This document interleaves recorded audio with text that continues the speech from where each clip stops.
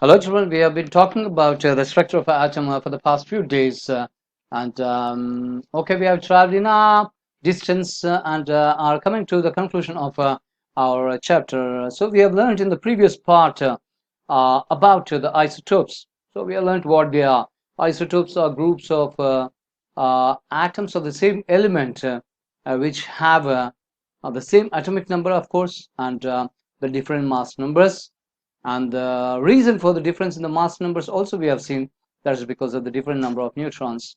Okay, after that we also have seen the use of the isotopes of different elements. Okay, right. Every element have a group of isotopes. It's not one or two, but some elements they have many isotopes, as we have seen. Cobalt is having nearly 18 isotopes. So, and then there are isotopes which are stable, we say, and they are very useful and they're radioactive also. And there are cheaper alternatives to the greater or massive isotopic species of the higher elements in the periodic table. Right, children? So, those are the uses of isotopes. We have learned how essential they are in our daily life. Now we talk about a separate group of atoms, and these are not like isotopes, but they have some similarity amongst them, and they are called the isobars. So, children, we'll talk about isobars, and we'll also see how they are related to each other. So, whether they belong to the same element or not, and how they are related, though they are of different elements. So, children, this is what we will be talking today. So, we'll be talking about isobars.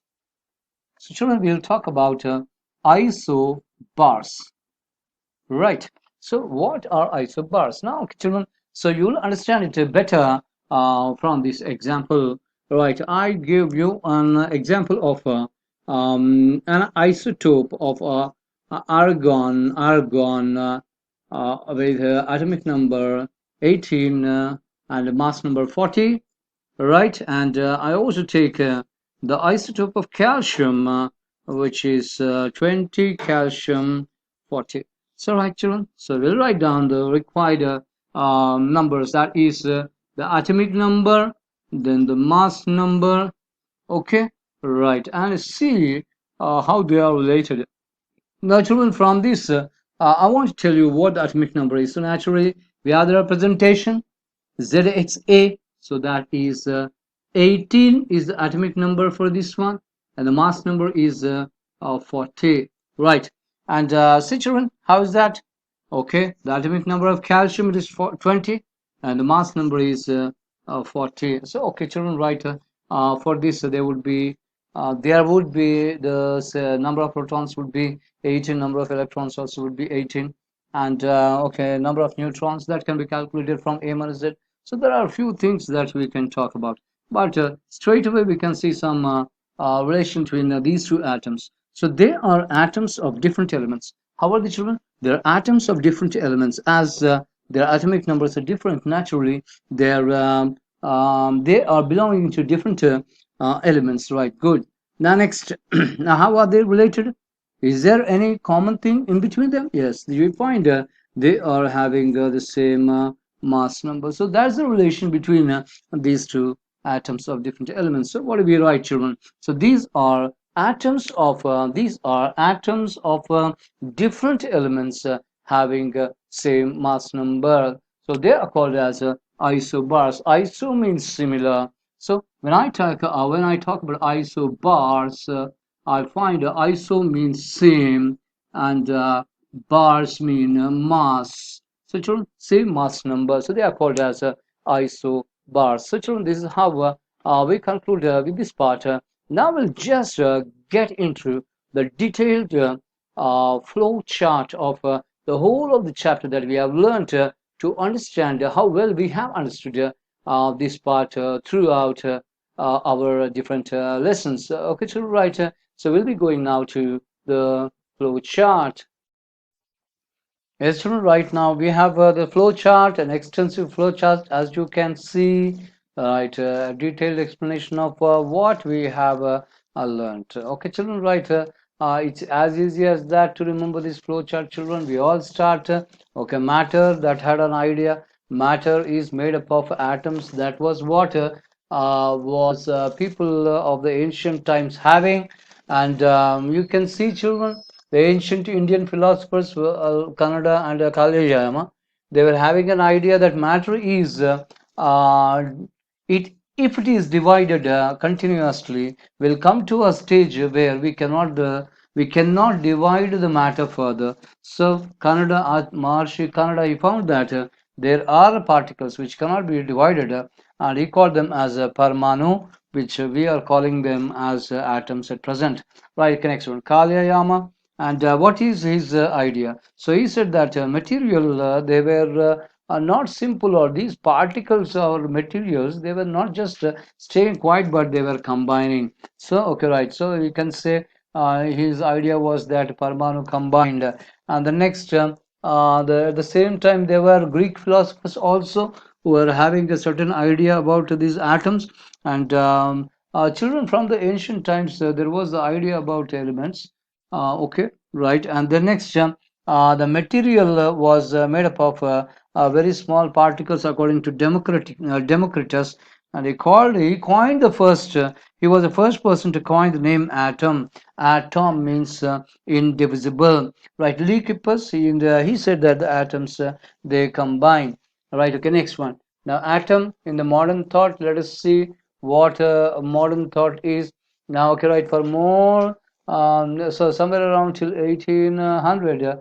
That time from ancient time, that is somewhere around 500 BC, was this time of ancient time, and now it is 1800. During that time, John Dalton, he proposed the famous atomic theory, and he also told about how atoms are indivisible, and the next, atoms of same elements, they were combining, they were all similar. Atoms of different elements were dissimilar, and the next one, atoms of same element or different elements, they combined and formed what are called as compound atoms, which we call today as molecules. Okay, right. Okay, the next one, and atoms, they combine and in a definite ratio, and atoms can be neither created nor destroyed. So, okay, children, there are many subsequent experiments after that, and the indivisibility of the atom was challenged when people started doing activities when they were having an idea about the what do you call as the charges, right? Okay, so static electricity was the idea which gave way to what is called as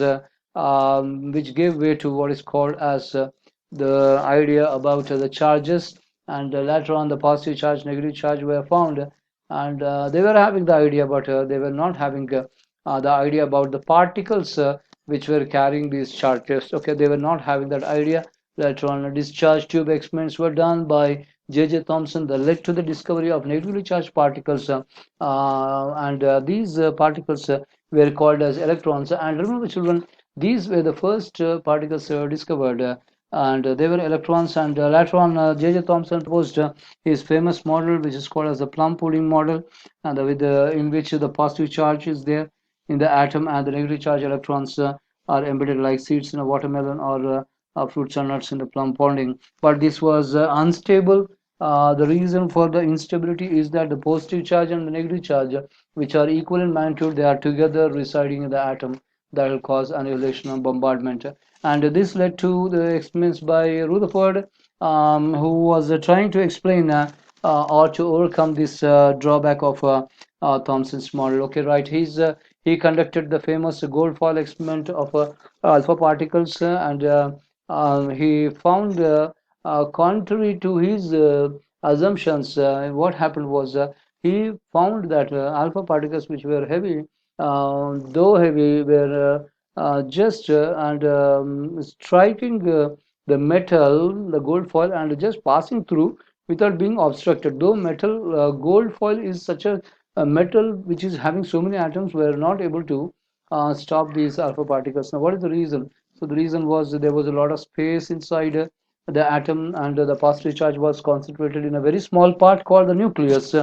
Okay, and that gave birth to what is called as nuclear model of atom. And he said that electrons revolve around the nucleus like planets around the sun in circular orbits. Okay, right, children. And there's a problem with this. The drawback was the electrons, though they revolved around the nucleus according to the classical laws of physics. There is one thing, that if any object is revolving around around in a circular path, it gradually gains acceleration and should fall to the center by losing its energy. But if that happens to the electron which is negatively charged, it will fall into the positive charge nucleus, and again there will be bombardment or annihilation of the atom, and atoms will not exist. But atoms are existing. Okay, right. To overcome that, Niels Bohr, he proposed another theory which is called as the Bohr's model of atom. And that model of atom,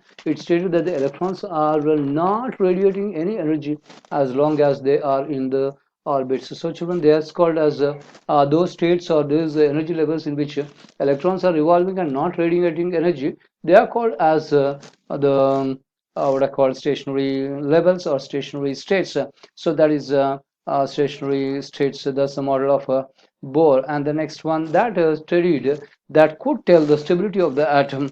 And later on, Bohr and Bury came together to give Bohr-Bury scheme. With that, we have written the electronic configuration, which is nothing but the arrangement of the electrons of the atoms of elements in different orbits or shells. And from there, we have found what valence electrons are. Valence electrons are electrons in the outermost shell, and from that, we have found the combining capacity of the atoms of the elements, which are called as valencies. Okay, right. And that's it, children. This is about it. And later on, we have seen the ZX representation of the atoms. Atoms, they have electrons, protons, neutrons. These are the fundamental particles of the atom, the representations. And then next, again, we have talked about isotopes, or atoms of elements, the same element having different mass numbers, and also concluded with their uses. And the next, later, finally, we have talked about isobars. In between Rutherford and Bohr, we could see that there were two more particles, protons and neutrons, discovered by scientists Goldstein and Chadwick. Okay, children, so we have seen this part, the differences between the particles, the fundamental particles. Meanwhile, as we are learning we have learned about the differences between the particles of the atom, the fundamental particles of the atom. The next one, we have seen the differences in the what are called the different models of the atom. Right. Okay. So then this is the thing, children. Right. Hope you have enjoyed this lesson, and also and have some idea about the atom, and hope that will be useful to you. And do your exercises for each part that we have done, and you do well, children. That you go through the chapter from your textbook, learn well, read well. Okay, right, get correlate the information that we have provided in the videos with that of the book and other few other books which will help you even to have greater knowledge about atoms and can improve your knowledge. Okay, children. Hope this was helpful to you, right, children, and enjoyed this presentation. Thank you very much.